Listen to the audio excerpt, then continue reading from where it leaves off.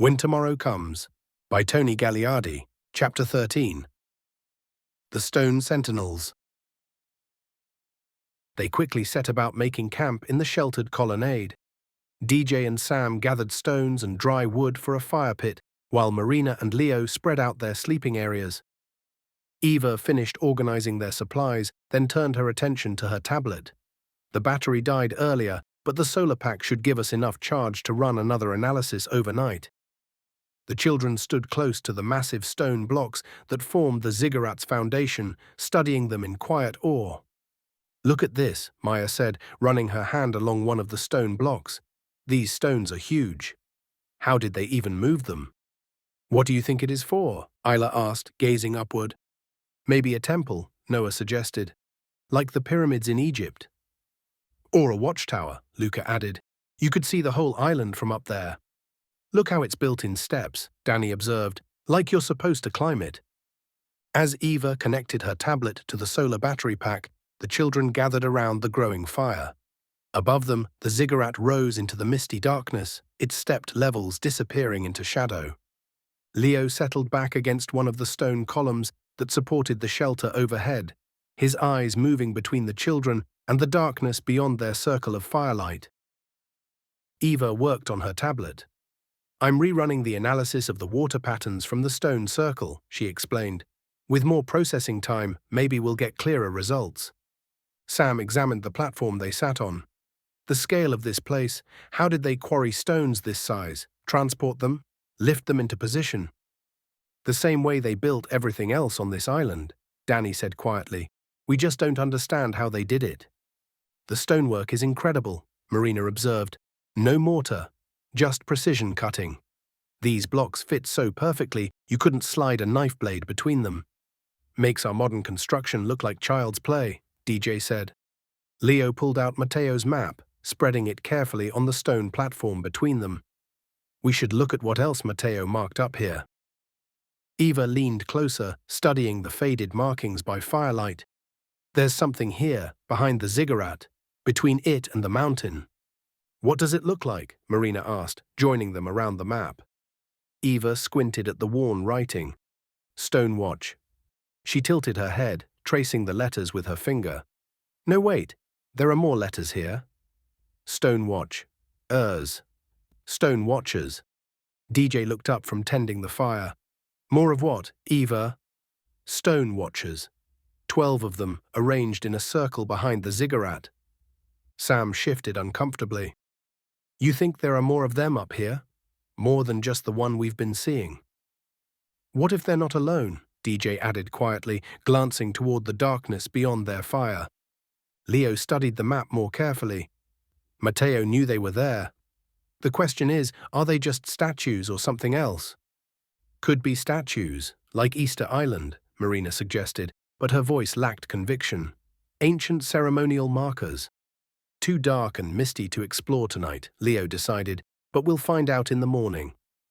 As the fire burned down into glowing embers and they settled into their sleeping areas, Maya looked up through a gap in the mist. Above the ziggurat, the Star Fox constellation hung directly overhead, its silver stars forming the unmistakable fox shape. "It's watching over us," she whispered. One by one they drifted into sleep, sheltered by the ancient structure that had guarded this plateau long before their arrival. Eva's tablet processed silently through the night, searching for patterns in mysteries far older than their technology. Above them, the ziggurat kept its own silent watch, while somewhere in the darkness beyond, ancient secrets waited for dawn. Dreams came to each of them, more vivid than they'd experienced before, even more intense than those in the village. Maya dreamed of the stone houses filled with life, gathering around resonant pools where children learned to sing water into dancing patterns. She watched mothers teaching daughters to weave light with their voices, fathers showing sons how to tune the very air until it hummed with harmony. The village wasn't abandoned then, it pulsed with gentle music, every conversation a note in a greater symphony. As her dream deepened, she saw a figure of crystal standing among silver stars, its arms extended as if conducting celestial music. The Star Fox moved through her vision, silver eyes fixed on hers, leading her towards something waiting in the mist. Luca's dreams began with grand ceremonies at the ziggurat. Hundreds of people gathered on its terraced levels, their combined voices raising pillars of light that pierced the sky.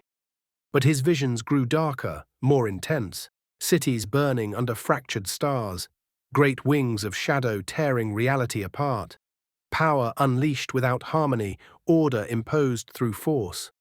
A black volcanic stone figure, cracked from crown to base, stood defiant in the chaos.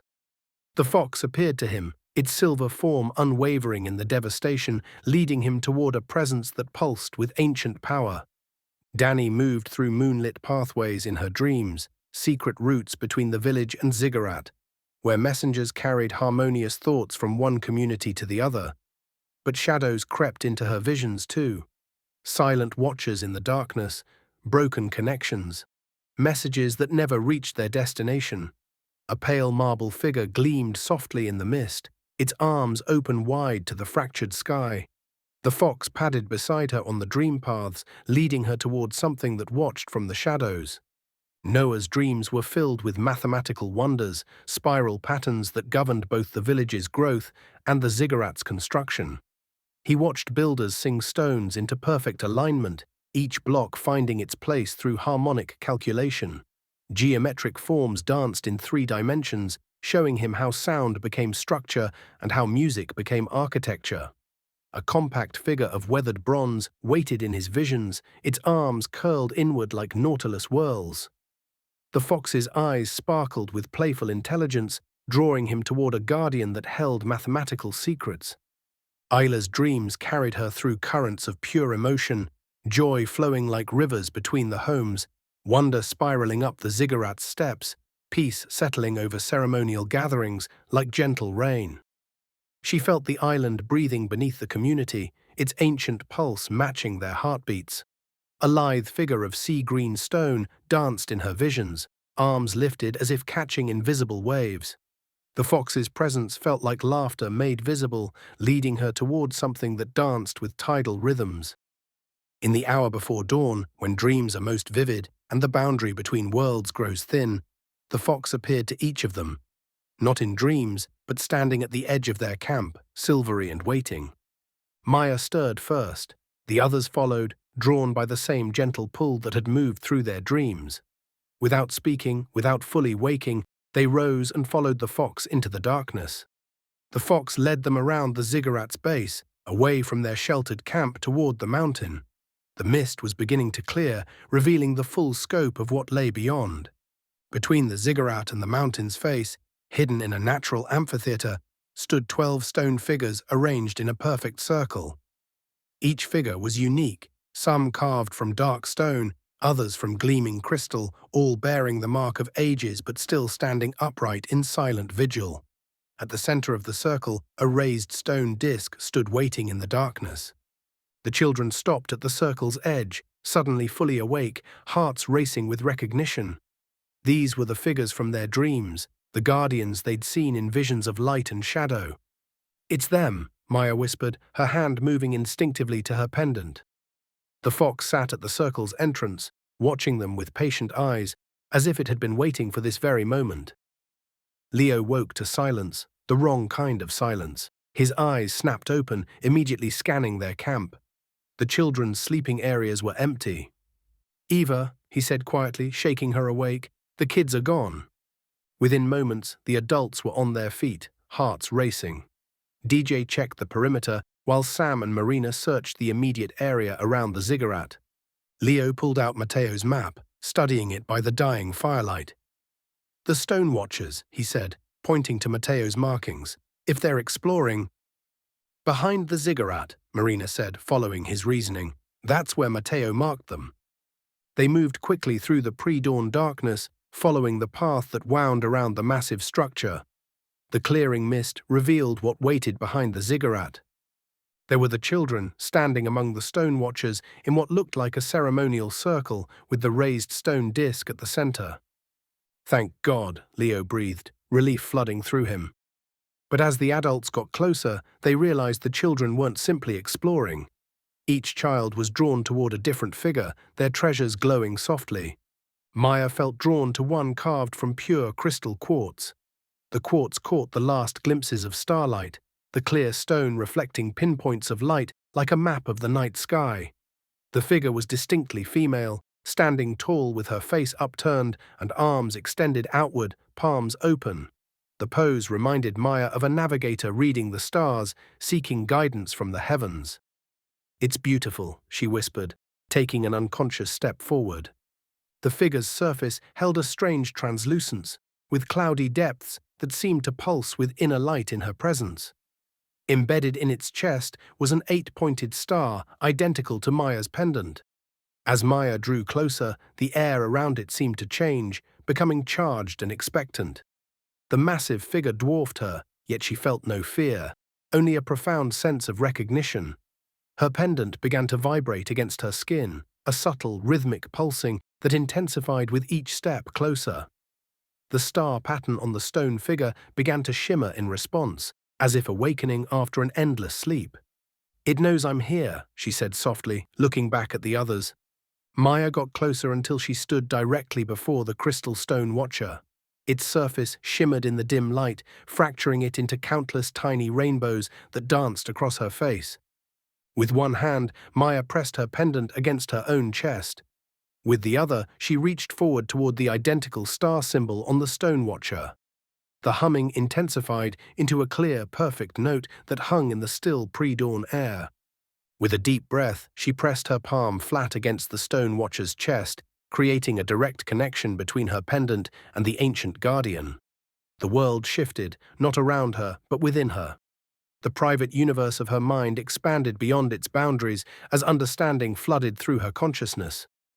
A name emerged, clear and undeniable. First Mate Starlight, keeper of the skybound map. The deeper meaning of the title Matteo had once spoken in play, wise navigator and keeper of the skies, now revealed itself as ancient truth. The point of contact flared with brilliant silver-blue light, spreading outward through the stone watcher's body. Constellations appeared within the quartz, star patterns both familiar and unknown, maps of skies that existed both above and beyond this world. The massive figure was transforming from silent stone to living light, awakening after an age of waiting. A clear, resonant tone erupted through the darkness, high and unwavering, like the birth cry of a new star. The quartz sentinel was awake. Noah was drawn to a bronze stone watcher. The weathered figure stood with one hand holding what appeared to be an ancient scroll, partially unrolled to reveal mathematical symbols. The other hand was poised as if recording important calculations. "This one's mine," he said, spotting the spiral symbol etched into the scroll. His bronze coin pulsed with amber energy in his pocket as he stepped closer. The spiral pattern on the figure's scroll began to spin slowly, rotating like a combination lock finding its sequence, golden light tracing each curve and angle. The ancient markings grew sharper, as if time itself were reversing, the mathematical symbols becoming freshly engraved before his eyes. Noah took out his coin, which now hummed with a rhythmic vibration matching the rotating spiral. Amber light arced between the coin and the guardian's scroll, thin beams connecting corresponding points on both spirals. With growing certainty, he pressed the coin against the matching symbol, his ancient treasure meeting the guardian's scroll in perfect mathematical harmony. The contact point glowed with amber light that spread through the bronze watcher. Mathematical patterns etched across its surface began illuminating in golden light, ancient formulas for navigation, measurement, and proportion, revealing themselves one by one. The symbols somehow made perfect sense to Noah, as if he understood them instinctively. In that moment of connection, Noah understood why Matteo had named him Quartermaster Quick. The old man had somehow known what waited for him here. It wasn't just a made-up title for a treasure hunt. A steady mathematical sequence of notes joined Maya's higher tone, creating patterns within patterns, like equations set to music. The bronze sentinel was awake. Isla was drawn to a graceful figure carved from sea-green turquoise. The stone watcher was shaped like a dancer, with one arm curved upward and the other extended forward in welcome. Around the wrist of the extended arm was a band of wave patterns, identical to the charm on Isla's wrist, where she had taken to wearing it so she could glance at it more easily. It's like the sea, she whispered, smiling with delight. Natural bands of darker and lighter blue-green swirled through the stone like ocean currents. Its surface held a liquid sheen, shimmering like moonlight on water. As she approached, the turquoise wave charm on her wrist grew cool against her skin, pulsing with gentle energy. The carved waves around the stone watcher's wrist began to shimmer, pulsing in rhythm with her charm. Isla held up her arm, the turquoise wave charm catching the light as she moved closer. Tiny beads of water appeared on the stone watcher's surface, gathered around the wave pattern as it glistened in the darkness. With wonder in her eyes, Isla touched her wave charm to the matching pattern on the turquoise guardian. Water beaded between them, creating a perfect connection. The contact point erupted in brilliant aquamarine light that cascaded like a waterfall through the turquoise figure. Wave patterns appeared across its surface, glowing with ocean blue light. The guardian seemed to come alive with the movement of water, as if parts of the turquoise figure had transformed into flowing currents. The once rigid arms of the dancer appeared to sway slightly, as if moving to the rhythm of gentle waves. Isla felt the guardian's joy matching her own. When Matteo had named her Buccaneer Brightwave during their campfire ceremony, he had recognized something true about her. Her ability to sense the feelings that moved through others, like waves crossing the ocean. A sparkling, playful melody joined Maya and Noah's tones, rising and falling like ocean waves, bringing the sound of the sea to their growing harmony. The turquoise sentinel was awake. Danny approached a pale figure carved from shadow marble, drawn to it despite her fear. Unlike the other figures, this one seemed to absorb light rather than reflect it. The marble's surface was a study in contrasts. Smooth grey stone shot through with striking silver veins that caught the light like stars reflecting on still water. The stone watcher stood with arms extended wide, as if embracing the space between light and shadow. Its face was tilted slightly downward, not looking up like Maya's stargazer, but seeing what lay beneath and between. Around its forehead was a crescent moon symbol identical to Danny's ring. "It sees what others don't," she whispered, understanding immediately. The figure's silver veins created intricate patterns across the grey marble, pathways that seemed to lead inward, then outward again, like secret routes through hidden places. In the darkness, some veins shimmered, while others remained in shadow, creating a map of illumination and darkness across the stone watcher's form. As she approached, the crescent moon ring on her finger grew cold, with a sharpness that heightened her awareness. The silver veins in the stone watcher began to pulse with inner light, flashing in sequence like signals, creating pathways of brightness that stood out against the dark marble. "It's changing," she said softly, looking back at the others. Danny held up her hand, the shadow marble ring gleaming. Tiny shadows began to form around the stone figure, precise shapes that moved with purpose, gathering around the crescent symbol on its forehead. With quiet determination, Danny touched her moon ring to the matching symbol on the marble guardian's forehead. Light and shadow danced between them, silver sparks leaping from her ring to the crescent mark, creating a perfect connection between them. The contact point erupted in brilliant silver light that raced along the veins through the marble figure.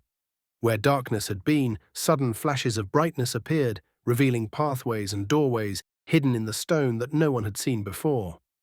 The guardian seemed to come alive with shifting shadows moving across its surface, making the stone appear to move in the dim light. Danny felt the guardian's quiet perception matching her own.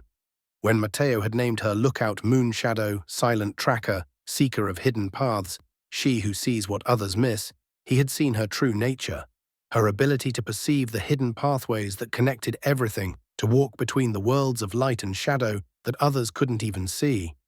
A clear, quiet melody joined the others' tones, like soft moonlight compared to bright daylight.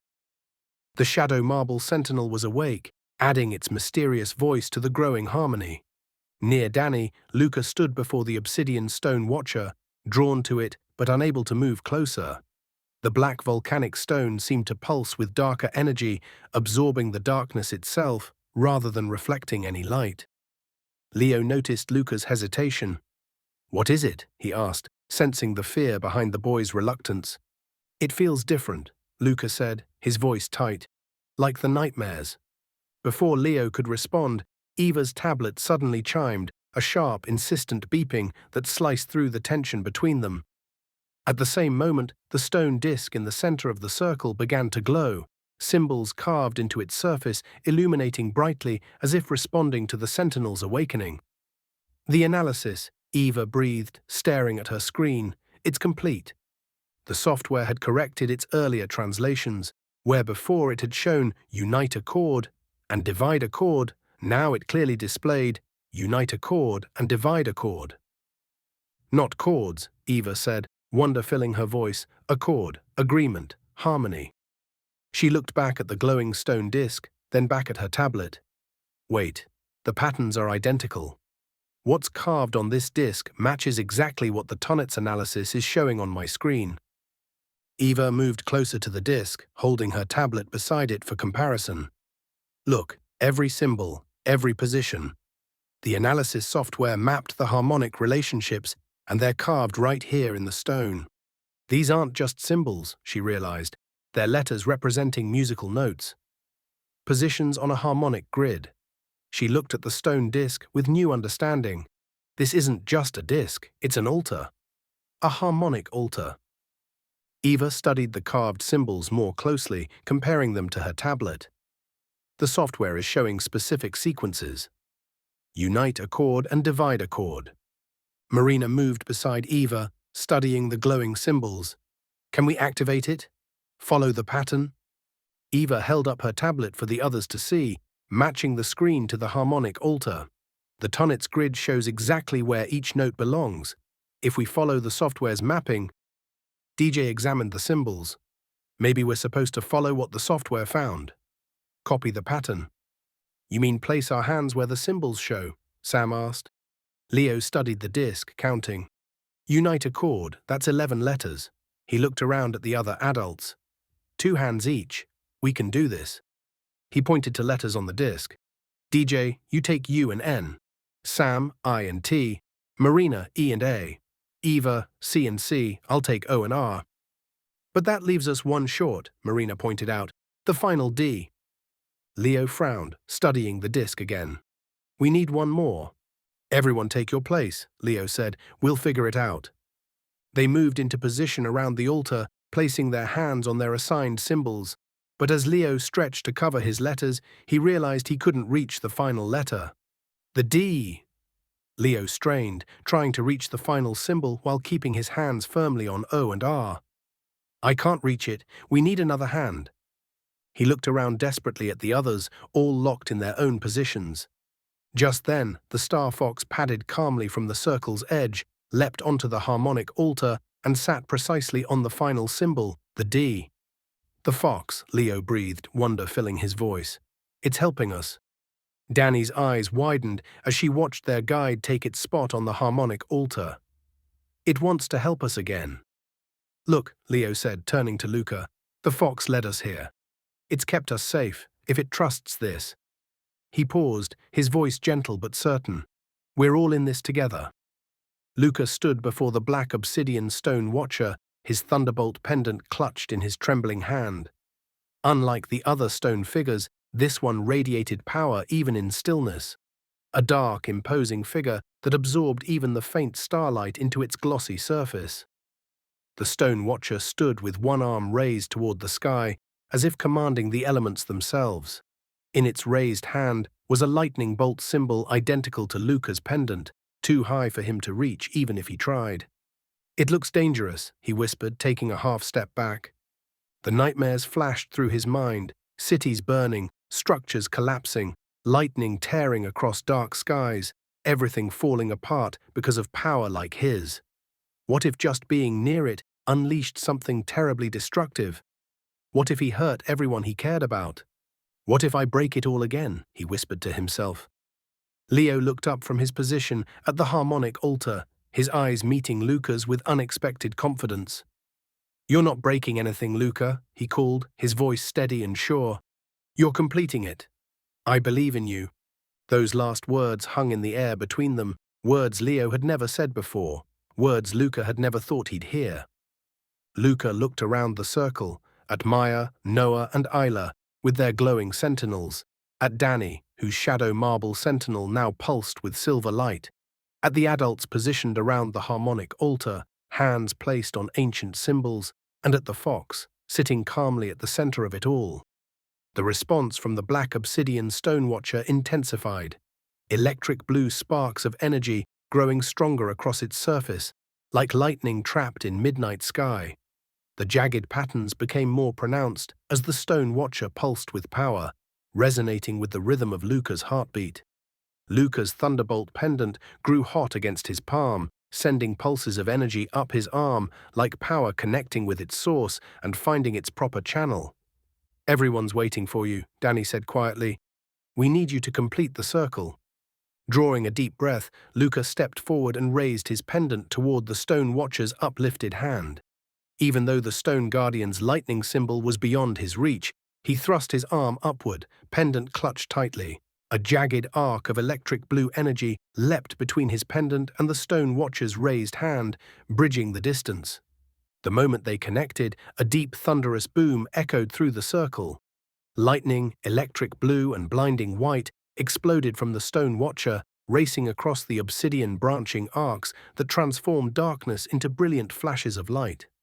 Thunderclaps split the air as the mountain behind them shuddered with raw power. The mountain began to shake, the plateau heaved beneath their feet. The obsidian sentinel was awake. In that moment of chaos, Luca understood what Matteo had seen in him when he named him Captain Lightning, the power to break through barriers that needed breaking.